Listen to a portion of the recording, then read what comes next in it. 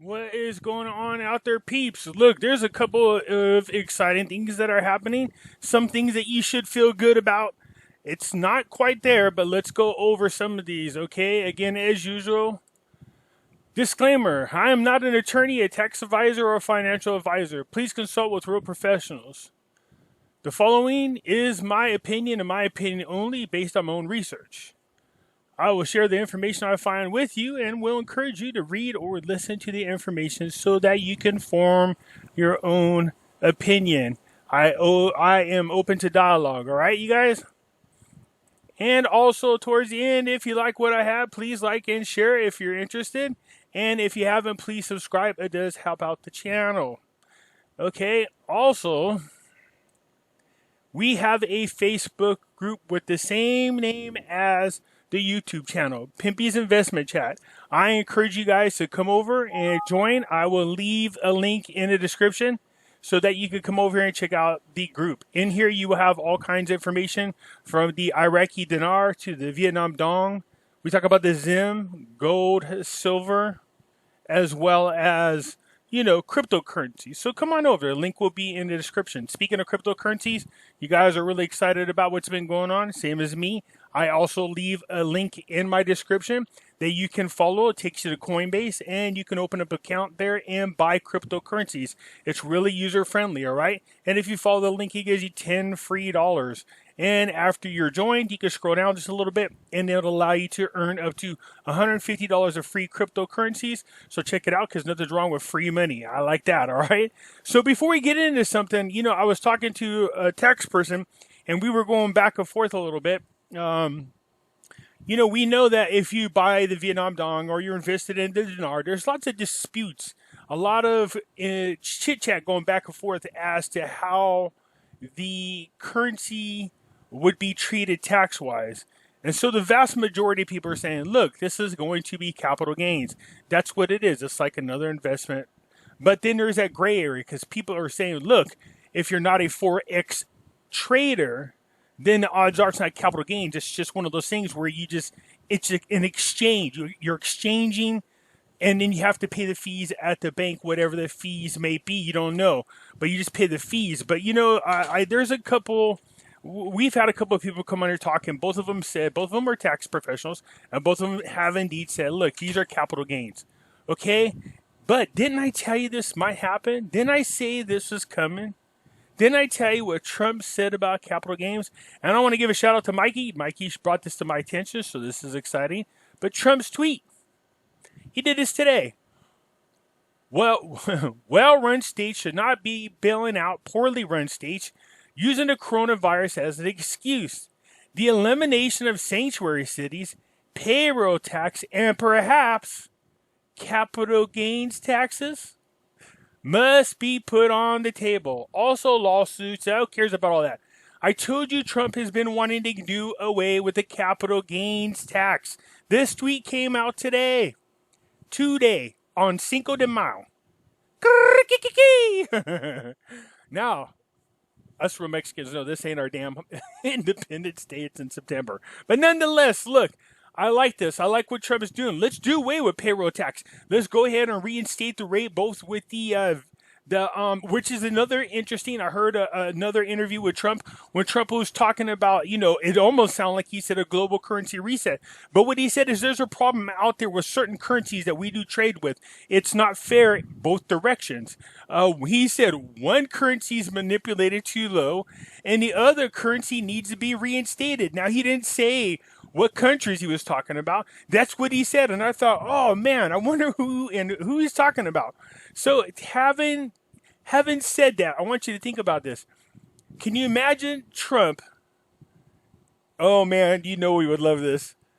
Trump getting out there on a table. We know the Democrats ain't going to allow this, but at least we could wish for it. So here's my thing. Trump putting that on there. Look, let's do away with capital gains tax. Then go ahead and reinstate the rate for the Iraqi dinar. Can you imagine that? Not having to pay any taxes. Well, you might have to pay state taxes. So if you live in a liberal state like I do in California, they're going to tax the bejeebus out of you. So I recommend you run over and start living immediately where you don't have to pay no state taxes. All right. So look, this is good news. I told you this is something that Trump's talked about, and he still continues to talk about it. All right, you guys. So imagine that. I don't know about you, but I would hope that that happens. All right. So no capital gains tax. Let's do away with it. So I like this. This came out today. Somebody's probably in his ear. Maybe Trump already knows it's coming up. Could we get a little excited about it maybe? Could we start doing a little pee-pee dance? All right. So anyways, look, we talked about this. Trump wanting to do away with the capital gains tax. All right, you guys? All right, so let's get into what's going on in the news. So it looks like our boy Al-Kadhimi here is going to get him and his cabinet confirmed. Okay, so a lot of these articles are going back and forth, like we said before. So the MP revealed on Tuesday that the Fatah Alliance, the Fatlawi, the final names of the cabinet of the Prime Minister designate, while confirming that it was free from the Ministry of Foreign Affairs and Finance. Okay, so it goes on to say that their bloc is free of the positions of the Ministry of Foreign Affairs and Finance. And it has been postponed due to the lack of political agreement. So is it just that position, or is that what they're going to use as an excuse, once again, to delay this election? I don't think so. It's going to happen tomorrow. So let's see here. By the time we wake up tomorrow, we will know whether our boy Al-Kadhimi here, the mayor of Nightmare Before Christmas, has made it in here. So he's already made the presentation of his final cabinet. This is it. He's made it to them. He has put it to the parliamentary. It looks like, I believe, one of the articles I read off another website said that they're anticipating all of the cabinet members for the parliament to be present to vote. It doesn't look like anybody's going to stop Al-Kadhimi from getting in there. Al-Kadhimi, whatever you want to call it. It looks like he's going to make it in there. Good. Let's bring some stability to the government, one way or the other. Whether they don't vote him in, whether they do vote him in. We all know there's some big things getting ready to happen here in May as well as in June. Let's hope it happens sooner than later. People keep asking me, do you think 2020 is a year? Yeah, I thought 2019 was a year, but, next thing you know, 10 steps forward and 50 steps back. So here we go. Again, it looks like things are starting to line up for us. Things are starting to look well. And so it looks like the prime minister is going to get in there. He is going to have his cabinet. Okay, so the rule of law will not boycott the sessions for granting the confidence. So look at even this. The deputy for the State of Law Coalition confirmed on Tuesday that her coalition members will attend during the session for granting confidence in the government of the Prime Minister tomorrow. Okay, so look, all these articles are saying the same thing. Tomorrow is the day. A lot of people have already gave out their list. This is different. The number of deputies in the confidence session is sufficient to achieve a quorum for passing the government. They're going to be there. He only needs 50% plus one vote in order to get in there. So finally, yes, hopefully the protesters are happy. We could get them back into work. We could get some stability there. We can, really, if you think about this, we could turn around and it'll be that, again, I hate to keep bringing them up because, Kim Clement here, you said it would happen when they least expect it. They'd be like, why now? Why now, Lord? Well, that would be a good reason. You'd be like, why now? Well, I could think of a million reasons why, but maybe that's why it's not happening. Anyways, nonetheless, the Washington Post did post an article talking about the Iraqi economy is on the brink of disaster, but we know, I know you guys are thinking the same thing I am right now. Tell us, Pimpy. Yes, we know how they can help themselves out. How about you guys reinstate their rate?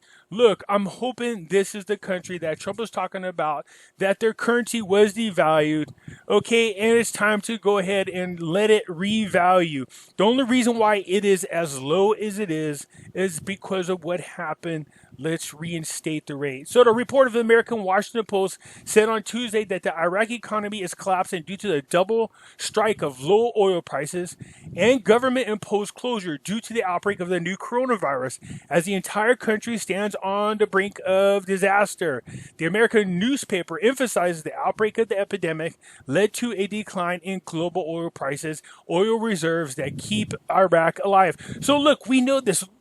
I can't help it. But Trump's like, look, you're going to see one hell of a second half of 2020, but we're going to see the best year ever in 2021. It's like he's anticipated being reelected, and to be quite honest, so am I. So whether this reinstatement is part of that, and it makes sense to me.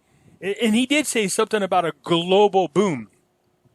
Why? Free trade, a reinstatement of the rate, an economy kick because of all the newly created millionaires. Is it possible? Yes. Yes, we've been here for so long that this is fake. So tell me there's a huge part of you that's not going to gloat once this happens because people doubted you when everything on here tells you different and you see everything tells you that it's going to happen. All right, you guys. So look, we know this already. We know these articles, and as usual, I'll leave a link in there. We know Iraq is hurting. They've been hurting. They've been hurting for quite some time.